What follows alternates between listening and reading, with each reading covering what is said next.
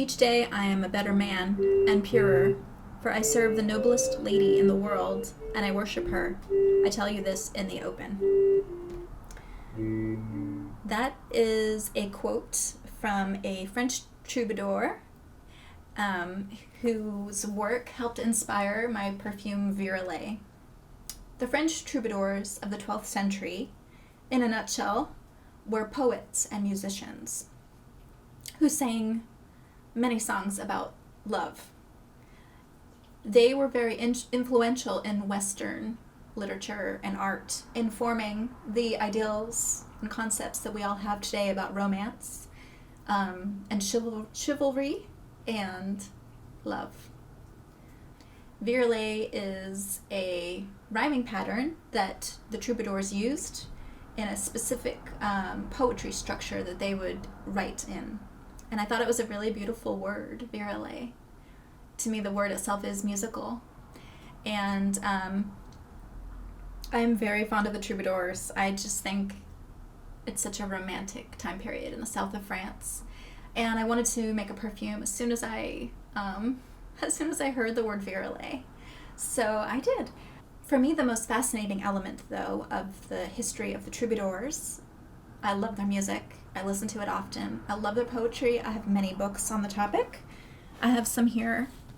But for me, one passion of mine, which came from my art history days, was locating where women fit in all of this. And I did discover, to my great delight, that there were women troubadours. Part of how I made the perfume troubadour-like and authentic and French was that I checked and I used, I think, every single item, possibly with the exception of my carrier oil, which is golden jojoba organic oil, was actually used in the 12th century as a perfumery ingredient. So I don't normally get that specific when I'm creating perfumes, but for Virelai, I really wanted to capture the romance and that essence and that exotic nature that I picture at the courts in the south of France, during the time of Eleanor of Aquitaine and etc. And so I kind of mixed, and then I kind of took out anything that wasn't authentic 12th century.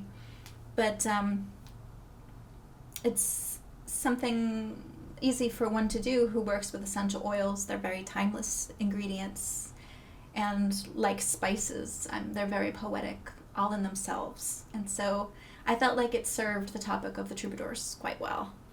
I have some books on the poetry of the troubadours. You can study their verse, you can study their lyrics, you can listen to their music. Plenty of people perform it today. It's very beautiful. It's very evocative.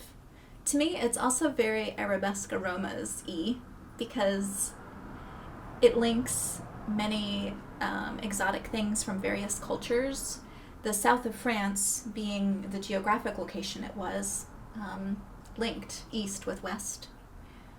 Eleanor of Aquitaine and other crusaders brought manners from the east to the west, including certain manners that were practiced at the French court. And the troubadours and their lyric writing affected noble women too. And for me, it's one of my favorite topics, researching and writing about the women troubadours, because it's a very unique part of French history where we get to hear the true heart expressions of women poets of the time.